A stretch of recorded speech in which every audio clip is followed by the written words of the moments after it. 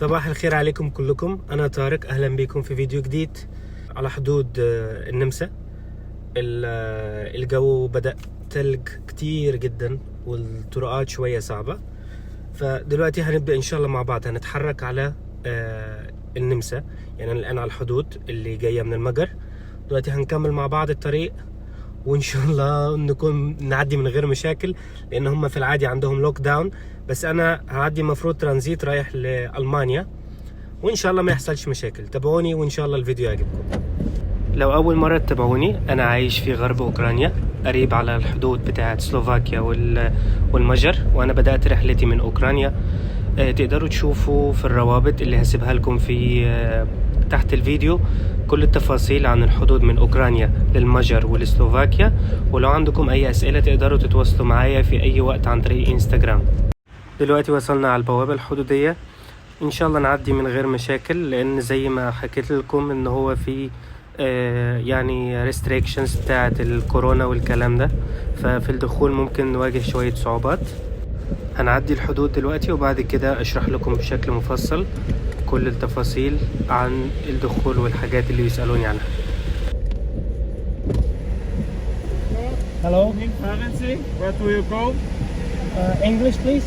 Where do you go? I am going to France. Yeah, roll down. This. Okay.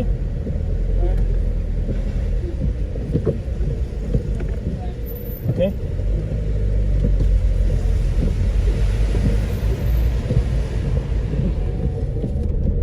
زي ما شفتوا عدينا بشكل بسيط من الحدود.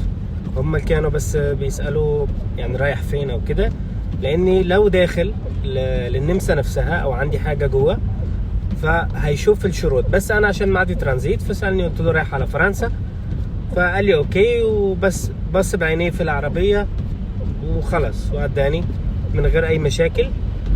دلوقتي الجو بارد جدا والتلج، يعني البرد مش مشكلة، بس التلج مشكلة في لما بتكون سايق العربية،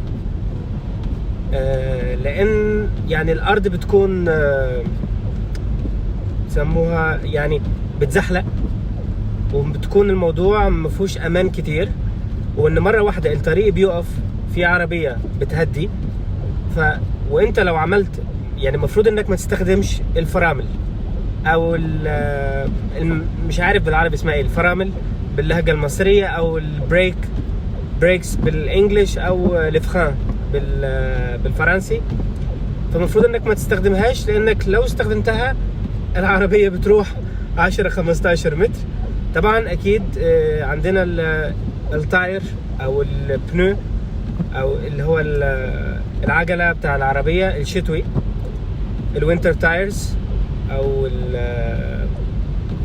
زي ما بيسموه بالفرنسي البنو دو دينيجمون اللي هي يعني العجلات اللي ضد التلج، يعني بتاعه التلج او التجمد او الشتوي زي ما تسموه.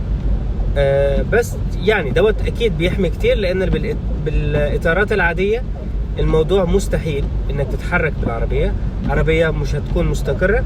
بس فده لازم طبعا في الدول العربيه ما عندكمش مشاكل زي دي بتاعه المناخ، وده شيء كويس بشكل عام، لان احنا لازم بنغير مره شتوي ومره صيفي في نفس السنه في معظم دول اوروبا وروسيا واوكرانيا وكل الدول دي.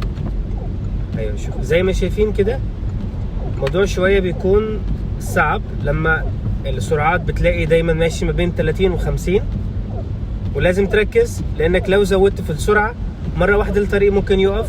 لما الطريق بيقف مره واحده دي مشكله الله ما يكتبها على حدا، بتكون حوادث ومشاكل كتير جدا. فلازم طبعا نمشي بشكل هادي. بس انا الان قريب على فيينا، بس انا الان مش هدخل فيينا، انا مكمل على غرب النمسا لحد الحدود بتاع ألمانيا.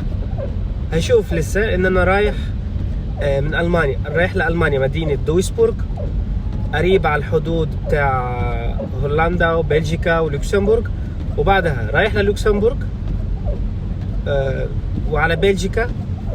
فلازم هشوف الطرقات ازاي احاول استغل افضل شكل اني ما اضيعش وقت كتير، لان بالطريقه دي الموضوع هيكون متعب قوي، هياخد وقت كتير، لان المفروض الطريق ده السبيد ليميت عليه 130 كيلومتر في الساعه، لكن زي ما انتم شايفين الان انا ماشي تقريبا ما بين 35 و50، لان اكتر من كده هيكون فيها ريسك.